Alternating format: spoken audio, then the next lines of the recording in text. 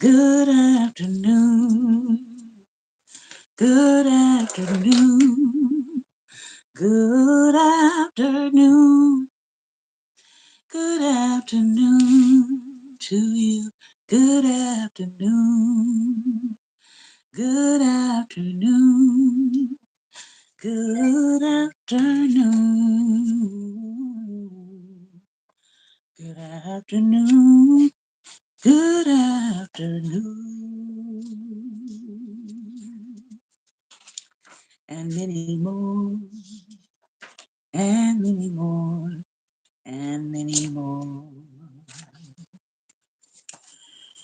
Good afternoon and welcome to Daring Dialogues. I'm your host today, Shante Charles, and today is Thinking Thursday, Theology Thursday.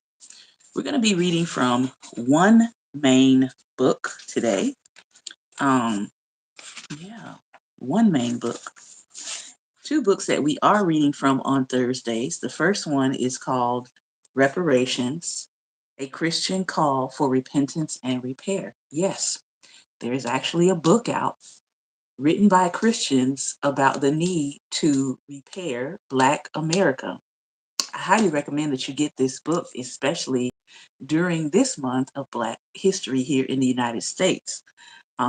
Very, very encouraging read so far to see people actually recognizing and outlining the ways in which white supremacy, pseudo supremacy, has been operating in our country and seeing the reality of it, and that it's not written by Black Americans. It's actually written by, I believe, a white gentleman and a Asian gentleman.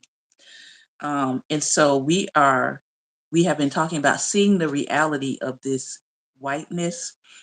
And the next time we step into this book, we'll be talking about the creation of blackness. We talked about whiteness as a modern invention last Thursday. And the next time we read again, we'll be talking about the creation of blackness. Now, we're actually going to be reading this book today, The Spirit of Justice. And I wanted to solely focus on this book today because it actually picks up a topic from yesterday, interestingly enough. We started talking a little bit about the artist Scipio Moorhead and his connection to Phyllis Wheatley. Well, today's reading is actually going to be called The Poems of Liberation, and it's going to talk a little bit more about Phyllis Wheatley herself. So I thought that this was a very good segue as we continue learning about the spirit of justice and also tying into our Black History Month lessons. So this section is entitled The Poems of Liberation. We're going to look at the poetry of Phyllis Wheatley.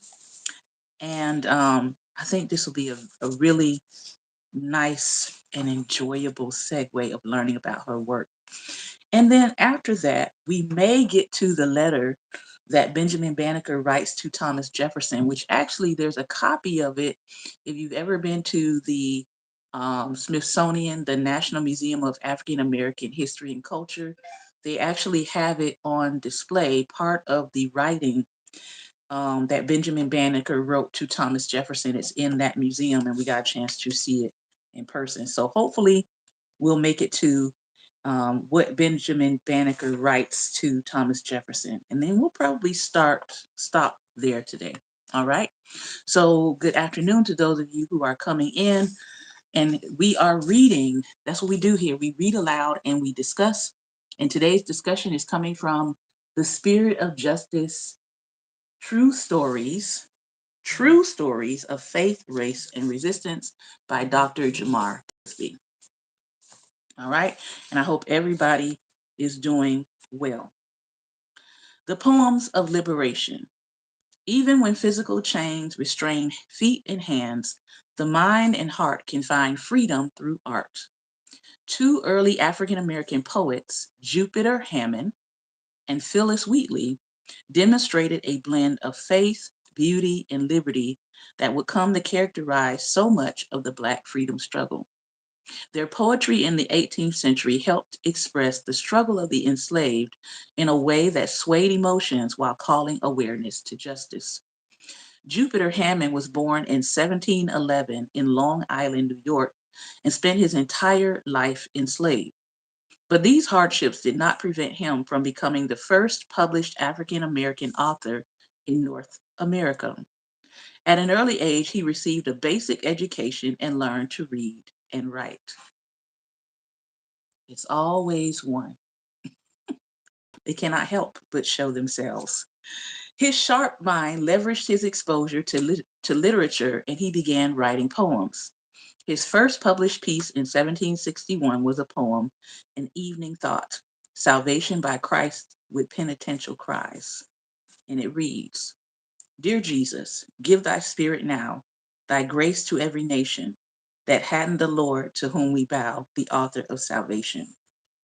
The act of publishing a work in a public setting severely limited what people of African descent could say about enslavement. Few publishers at this time wanted to court a controversial anti-slavery stance. In addition, Hammond's education was filtered entirely through the lens of his European holders. It is highly unlikely they taught him any anti-slavery views for fear of encouraging him to escape or making themselves look bad in front of other white people.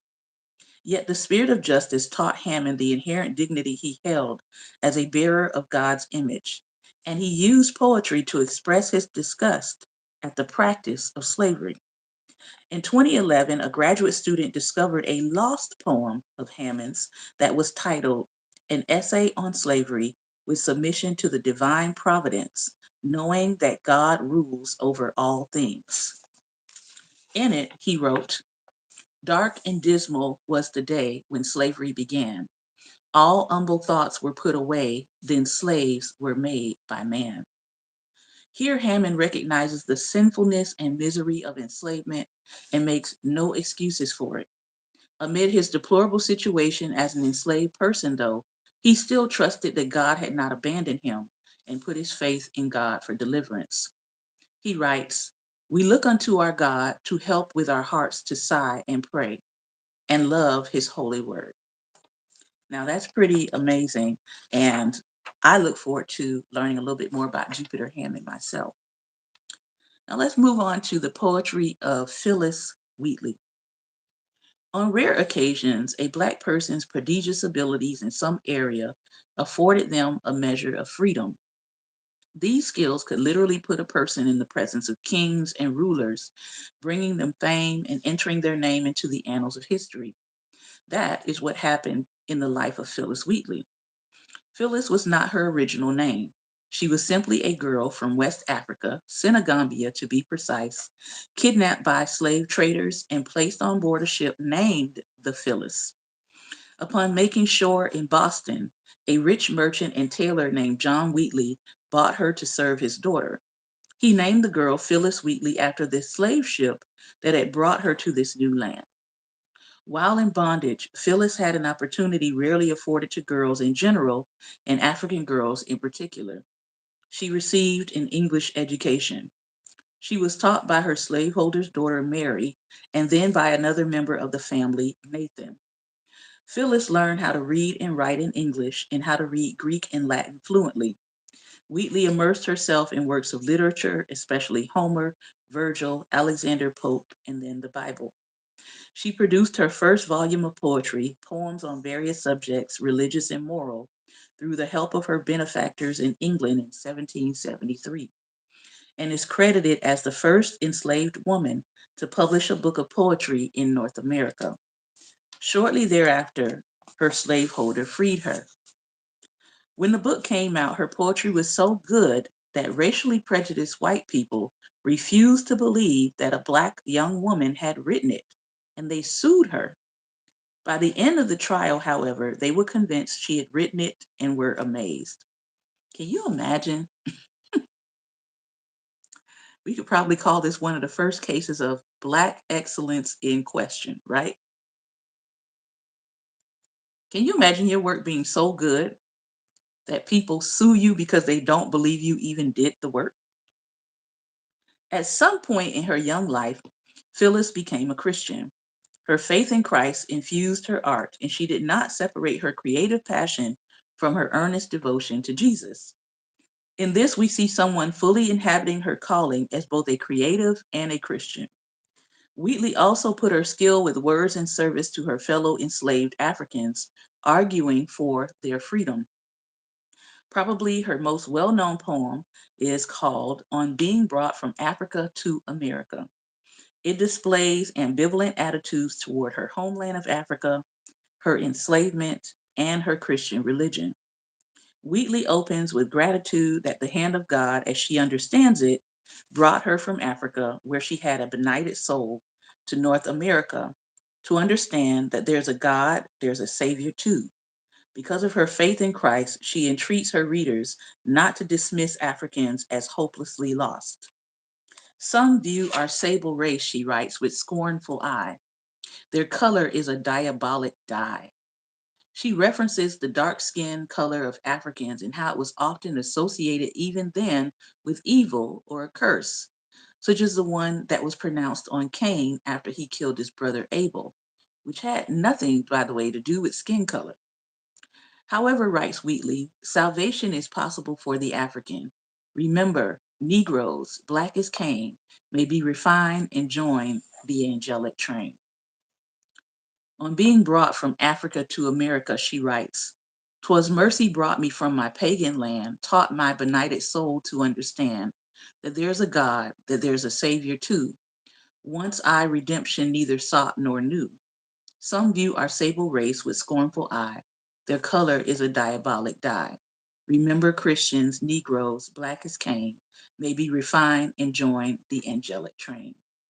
Now, many of us today would have quite a bit of a problem with this poem because it has the premise that just because you are African, that there's something wrong with you, or there's something wrong with your belief, or there's something wrong with your culture.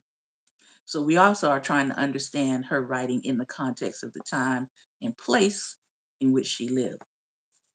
No matter how Phyllis Wheatley made sense of her enslavement and the existence of a benevolent God, she also used her poetry to argue against slavery. In October of 1772, a white British man named Thomas Woolridge asked Wheatley to write a poem for William Legge, who had just been appointed Secretary of State for the colonies. The result was a poem called To the Right Honorable William, Earl of Dartmouth. Wheatley used this opportunity to flatter the Earl, perhaps in an effort to make an even more significant point, that he should use his new power and position to free enslaved people. She writes, "No longer shalt thou dread the iron chain, which wanton tyranny with lawless hand had made, and with it meant enslaved the land." Wheatley also revealed hints of her interior life in this poem.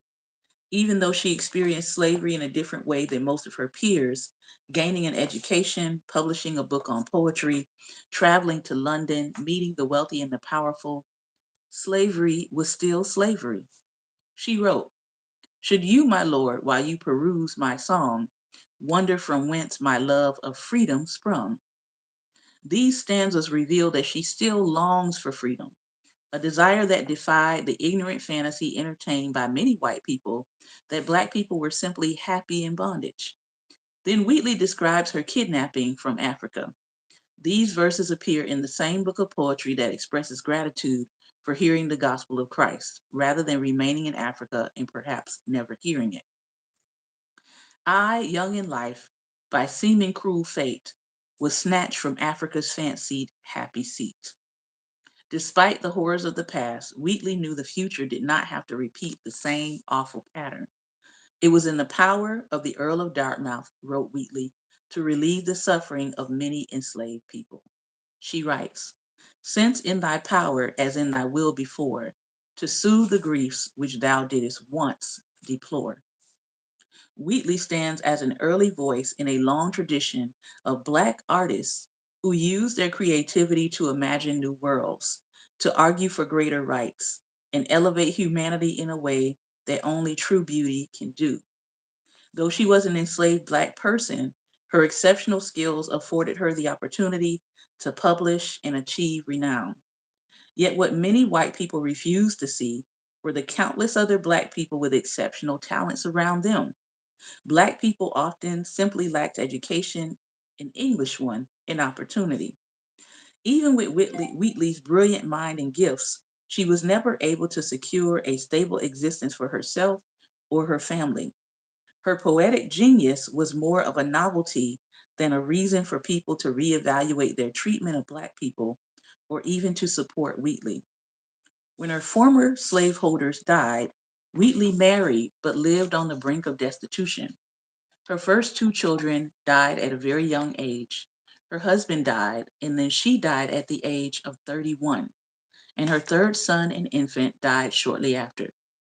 Wheatley's hardships throughout life, especially after her emancipation, would seem to suggest that good white people who were progressive on slavery and race, when compared to their peers, still did not see ongoing economic support as necessary for Africans in America, even those as skillful as Phyllis Wheatley. Did they, after all, truly believe Black people may be refined? And were they willing to do anything about it? One can imagine the kind of Christianity Phyllis Wheatley was taught as an enslaved person, surrounded by white Christians in the 18th century. It typically emphasized spiritual salvation over physical liberation and may have included copious references to slaves obeying their masters, a favorite Bible passage of slaveholders found in Ephesians 6 and 5. Wheatley may have been taught that slavery was ultimately good because it was the means whereby she heard the gospel instead of living and dying as a pagan in Africa. Certainly, those sentiments still echo today in many evangelical spaces. Yet Phyllis Wheatley's art and faith worked against this slaveholder Christianity. Wheatley's poetry reflects the spiritual maze Africans in America had to navigate. Even as they heard about the love of God, they learned religion through the filter of white supremacy and race-based chattel slavery. They learned about a Jesus who loved you more only if you adopted European customs and culture, and a God who cared deeply for their eternal salvation, but not for their physical liberation. These are all signs of the doctrine of the times. Such a culturally convoluted Christianity comes through in Wheatley's poetry, yet the spirit of justice spills forth as well. We hear the spirit in her ever present desire for freedom, in her subversive use of the arts to upend notions of Black inferiority, and in her unwavering faith in a God who remains active in human affairs.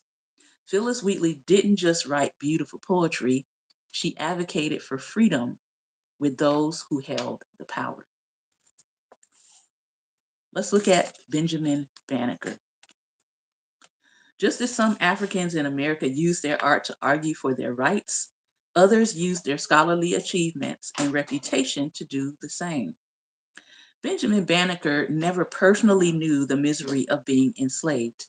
He himself was born free, but his status did nothing to dispel the prejudice against Black people in 18th century colonial North America.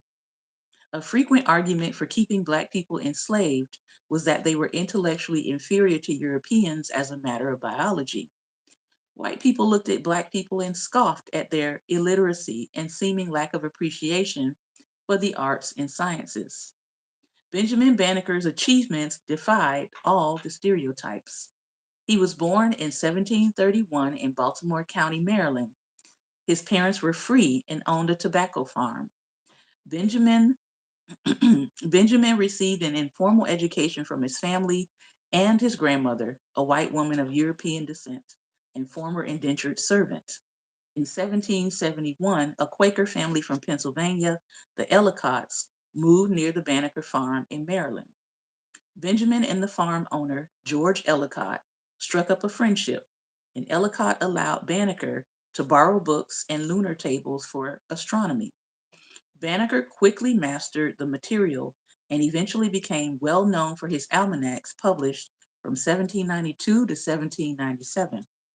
In 1790, he was part of the team that conducted the land surveys to plan for the nation's capital, Washington, D.C.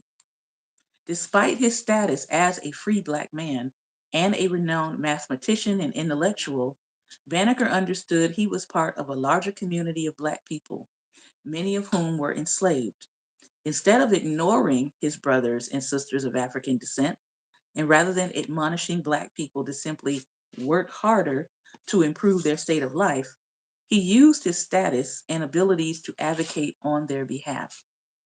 Banneker wrote a series of letters to Thomas Jefferson, who was then the Secretary of State, to persuade him to work for Black emancipation. These letters, Banneker pointed to Christian morality as a basis for his arguments. First, he referenced the unjust state of Africans in America, a people who, quote, have long been considered rather as brutish than human and scarcely capable of mental endowments. Banneker went on to point out the universal equality of all people by referencing God.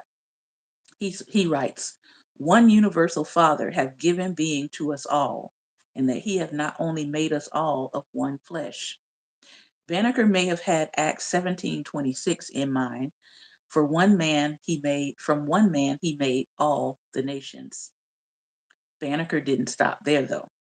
He contended that no matter a person's race or status, we are all of the same family and stand in the same relation to God. He wrote that anyone who professes the obligations of Christianity ought to work for the uplift of all people. Banneker then made his argument personal for Jefferson. He reminded the distinguished statesman and slaveholder that the liberty from Britain that allowed Jefferson to attain his prominent station in life, he said, you have mercifully received, and that it is peculiar blessing of the heavens. Banneker then used Jefferson's own words in the Declaration of Independence to argue for Black freedom.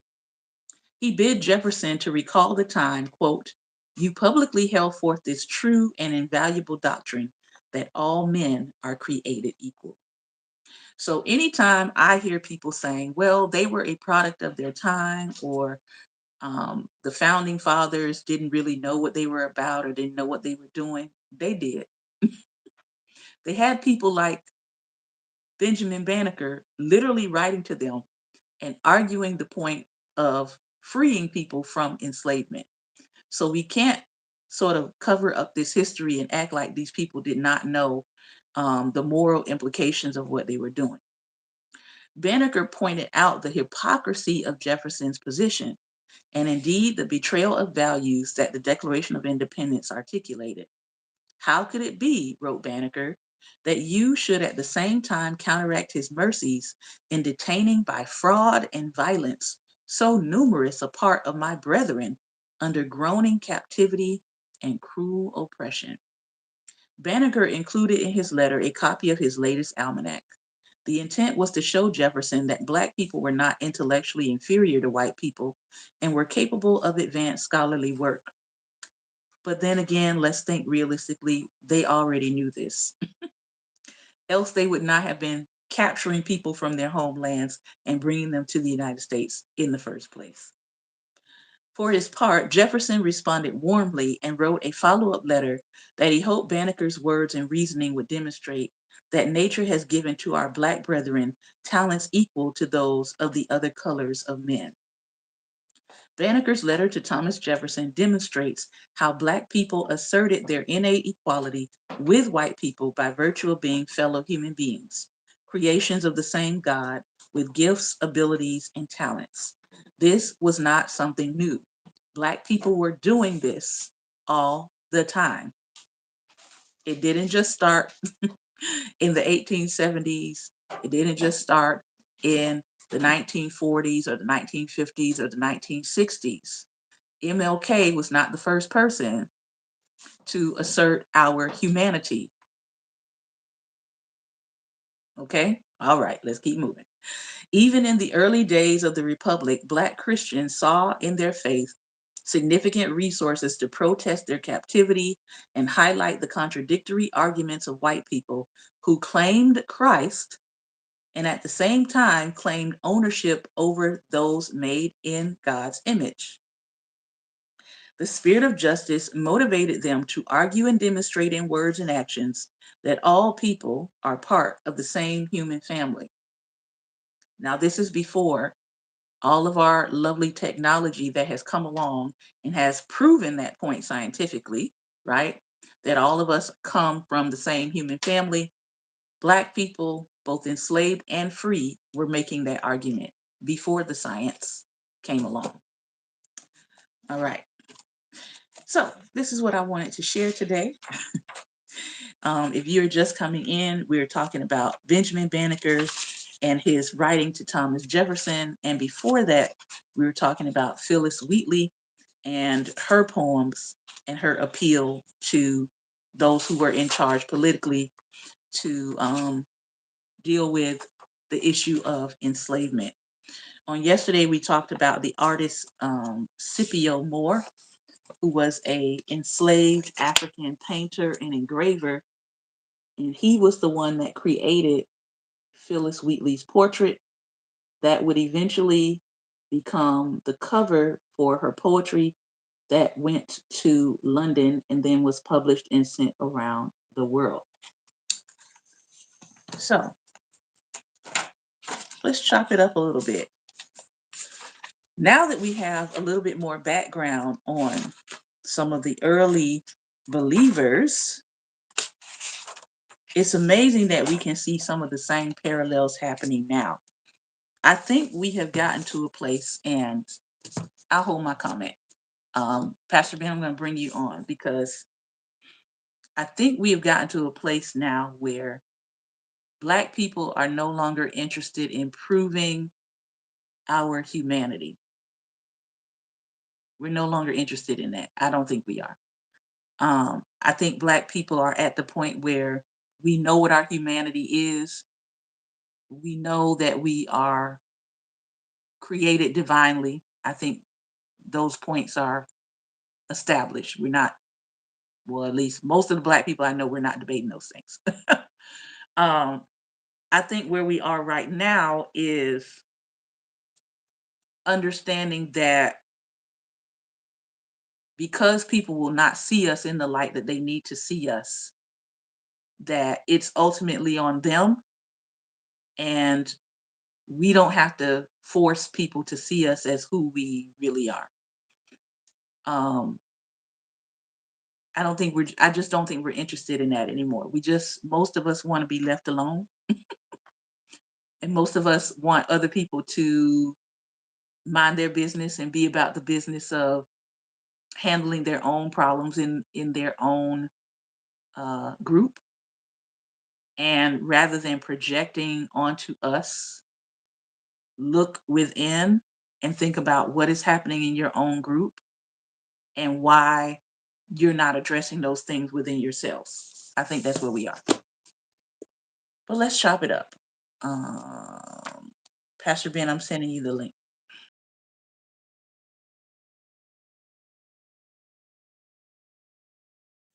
All right, the link has been sent.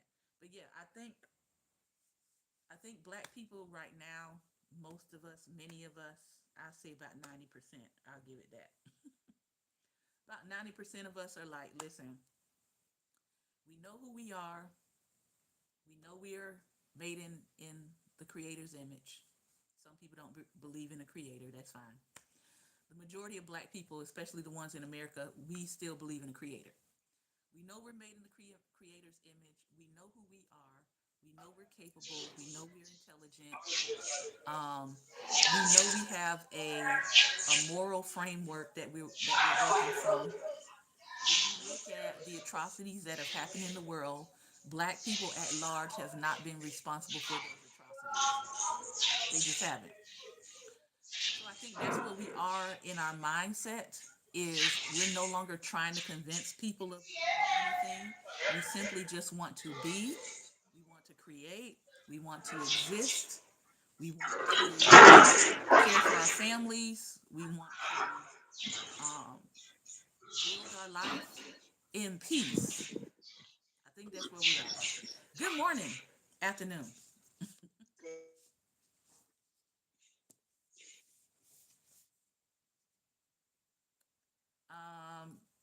You're freezing up right now.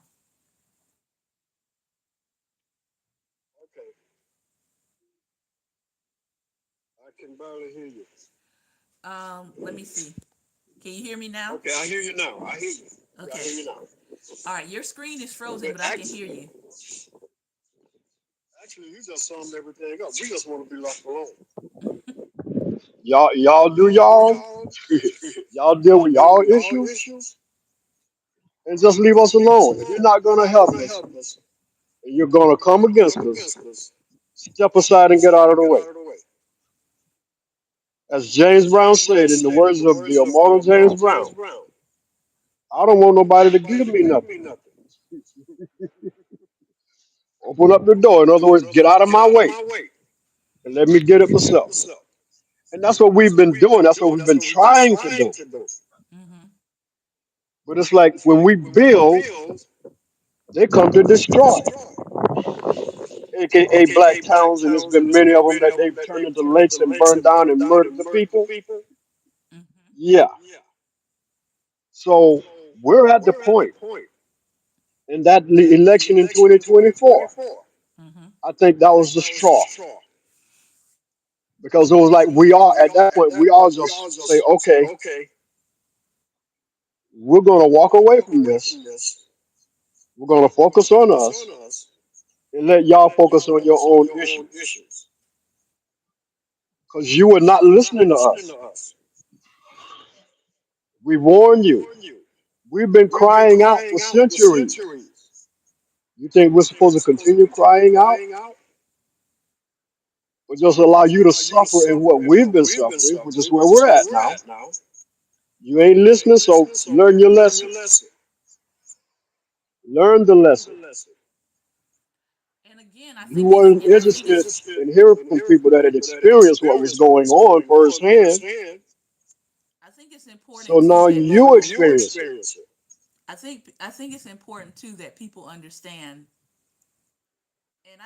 and I still don't think people understand how powerful this is, that there was no secret meeting. Mm-mm, not at There Not all. was at all. no convention.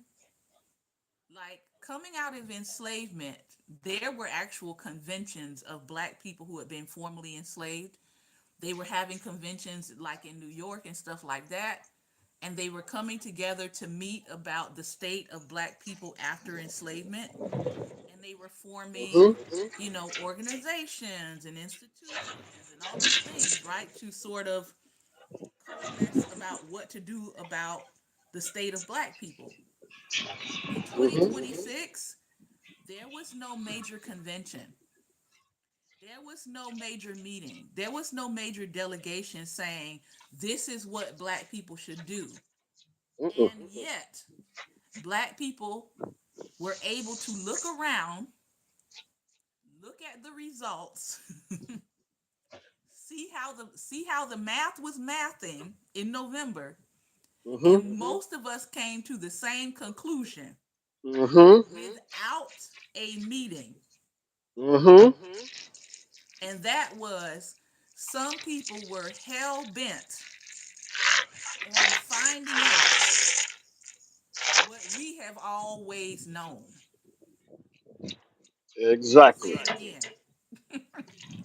Some people were hell bent on finding out what we have always known, what our ancestors have always known, what our grandparents knew, what our great grandparents knew. They were bent on finding out just how depraved America could be. Hmm. But they were thinking that they were unleashing this depravity on black people. That's why Hmm. they voted for it. They voted for it because they were expecting to get a rerun of 1619, of 1825, of 1930, of 1964, 1950. They were expecting a rerun of that on us. Yeah. That's why they voted that way. Hmm. But surprise, surprise,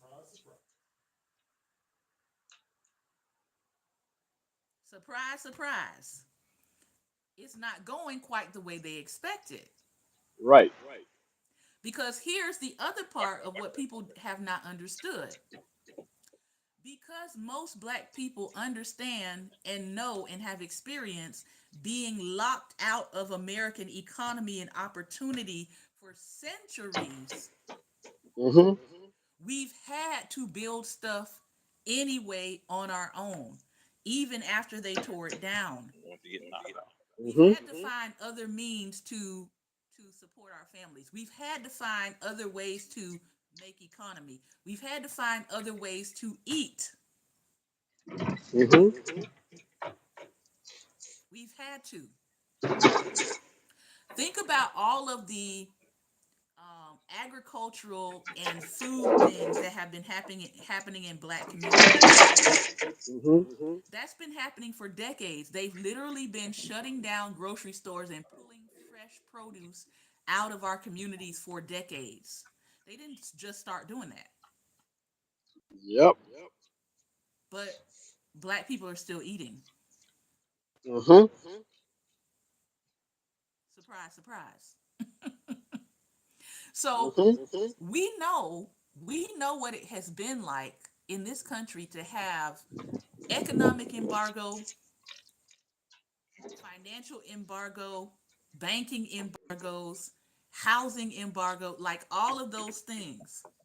And we've had to find workarounds for it. Mm-hmm. And so now the people who have largely benefited from us being disenfranchised, now that they Yep. too are being disenfranchised, people want to look and say, well, help us. And we're like, they already disenfranchised us. We can't help Mm-hmm. you. See, you're gonna have to now go through what black people have been going through and making a way out of no way through.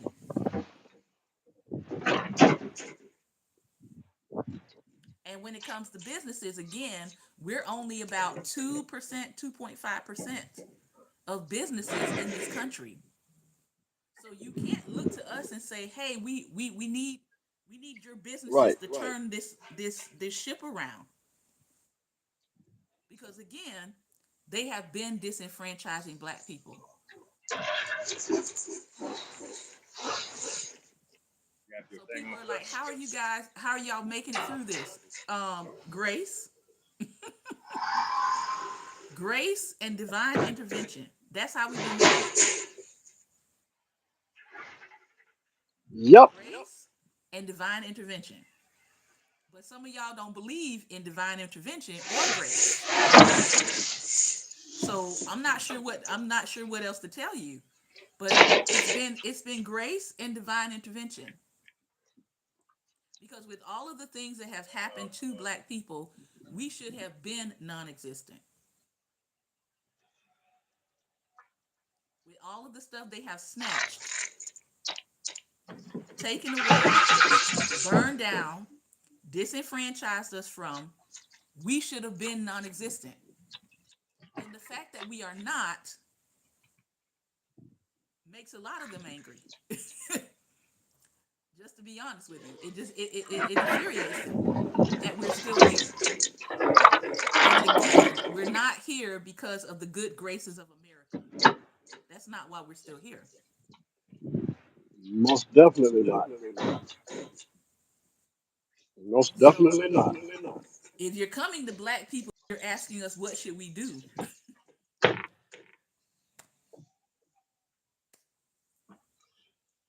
I mean, I don't know what to tell you. I'm gonna let them on a, I'm gonna let them on a little bit. It has to do with God and prayer, perseverance, not religion. No, no, no. See, y'all doing religion. We're doing relationship. Like the children of Israel. How do our lives parallel theirs? Think about it. Okay, think about it. It's about the Creator. Well, this is why How, I keep trying to tell people. I said, if you look at what has happened to black people in this country, I sum it up into one word, and that is transmutation. Mhm. When people say black girl magic, I'm like, no, it ain't. It ain't magic. It's transmutation. Mhm. It's having to make nothing, make something out of nothing. That is what black people have been doing in America. Mhm.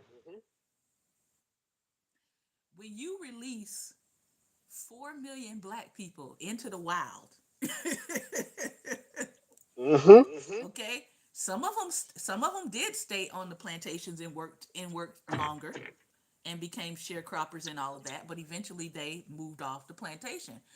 But when you're releasing millions of people without food, without shelter, with the clothes on their backs, and you're saying you're free now, but you give them no guides, no resources, you don't set anything up for them.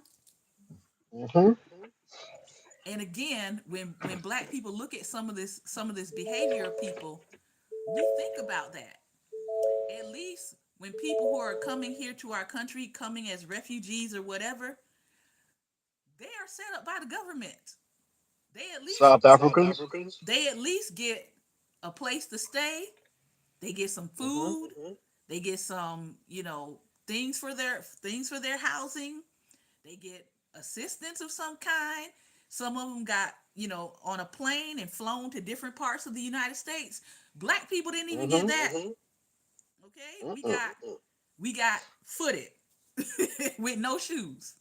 People talk about Mhm. pick up your bootstraps. Ma'am, sir, they didn't have shoes. What are we talking about? What are we talking about? They walked away from plantation life barefooted with the clothes on their backs. That's why sometimes Mhm. black people just look at some of this stuff and we just laugh. We laugh because we're like, are you kidding? You gotta be kidding, right? You've got to be kidding that you would be arguing with anybody black about Black History Month. You gotta be kidding.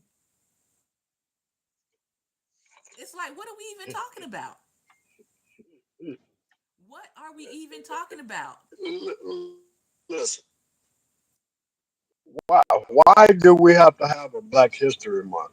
Why do we have to have HBCUs? Why do we have to have Black anything? It's it's simple. simple. It's simple because white folks wouldn't include us in it. They wouldn't include us in their spaces.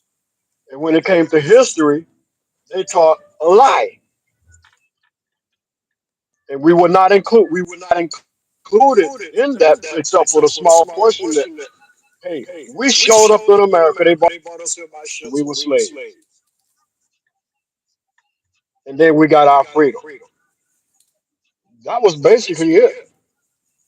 And now history out of school because people are learning the truth. Learning truth, Mm-hmm.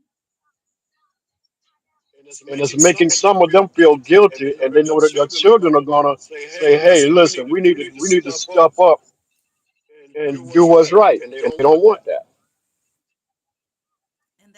And that's the interesting part. The interesting part is the more that people try to hide the facts, the more your children, this is the nature of children. The more you try to hide something, the more you say, no, you can't Hmm. touch that. No, you can't go in that. The more curiosity you are fostering for them to go and find out what exactly you're hiding. It's literally having the Hmm. opposite effect.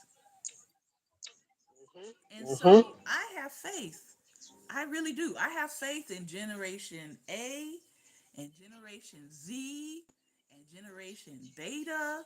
I have faith in them because Hmm. no matter how much you try to scrub the truth, you got to remember this is 2026. This is not 1865. There are other countries and other nations that you can't scrub the truth from their documents. You can't scrub the truth from their universities. You could try to do it here in America, Mhm. But the nations know what you are. Mhm. They have their own books. They have their own documents. They have their own evidence. And so to me it's almost like a futile effort to try to be going and we're trying to erase stuff off the website and all of this stuff. Like there aren't other universities that have the same information outside of the United Mhm. States. So the only way you're going to be keeping people from knowing is if you simply just shut down the country and shut down all the borders and say, well, our citizens can't travel and can't go other places. And we know they're trying to work Mhm. some of that out now. But the reality is, other people know. The information is out there. This is one of those, once you squeeze the toothpaste out of the tube, there's no putting the toothpaste back in. No matter how you try to Right. do that. Final thoughts as we wrap up today. Okay, I'm Okay. gonna say I'm this gonna because say you this just heard because a you point. just heard a point. In In Germany Germany, got their got their playbook playbook from from America America because of because of America's America's Jim Jim Crow and all Crow and that all that stuff. stuff. We didn't We have didn't have internet then. internet then. Right. We didn't have any of We that didn't have stuff. any of that stuff. But they saw what But was they saw going what was on. going on. Mm-hmm. See, and See, they and they followed that followed that pattern. pattern. So So yeah, yeah, every every nation nation knows knows you you can't can't stop them stop from them from knowing. knowing. Mm-hmm. You can You only can only blind blind some of the some of the people people here here on on what's what's happening, happening, Yep. but but the the world world sees sees you. you. Yes. God sees you. Yeah. So I mean, Bottom line, I see it as a delusional effort. That's what I see it as. it is. It really It really is. is. It's a delusional effort, and again, people around the world know what America has done and is doing. Keywords and is doing. And many nations are looking at us with disgust. They're looking at us with Hmm. disgust Hmm. because how is it that Oh, you know what? Oh, you're you about know to what? turn 250 in July and you have still chosen to remain in an infantile mindset about some of your citizens? You're turning 250 years old as a country, but your mind about some of your citizens is still infantile. Hmm. I want to give a shout out though. I want to give a shout out to those students that kicked that MAGA guy's butt Uh, for For going going after after that that girl. girl. See, those are the young ones that That y'all y'all gonna gonna have have to to deal deal with. with. yeah, pretty much. They They ain't ain't playing playing those those games. games. Yeah, yep, yep. And they were able to find him and identify him and charge him for assaulting the student. Hmm. Hmm. And those and that's the interesting thing. He assaulted her, Hmm. Hmm. and we know in the 90s, I think it was 90s or 2000s. I don't remember that thing where there were kids at like a pool party or something, and the policeman showed up at the pool party, and like he Hmm. rolled he rolled into the pool party and like started doing karate and assaulting a child, a girl. Hmm. Hmm. And people were standing around in shock like, oh my god, what is he doing? Well, here we are in 2026. Someone hops out, assaults a child, and rather than the children standing around saying, oh my god, what is he doing? Oh no, the children take him down. Hmm. That is where we are in 2026. That's where we are now. That people have awakened to injustice in a real sense. That kind of awareness to come at an adult when you see them doing wrong and saying, not on our Hmm. watch, you're not going to do this. We're not going to allow you to just do this to somebody. And everybody have the same reaction. Hmm. This is a new day, America. That's all I'm going to say. This has been another episode of Daring Dialogues, and I've been your host today, Shante Charles, and this has been Thinking Thursday, Theology Thursday. We want to thank you for your time and your attention. Remember, light is the most daring opposition to evil. So we encourage you to go out and be Light. light. Take care, everyone. Be well.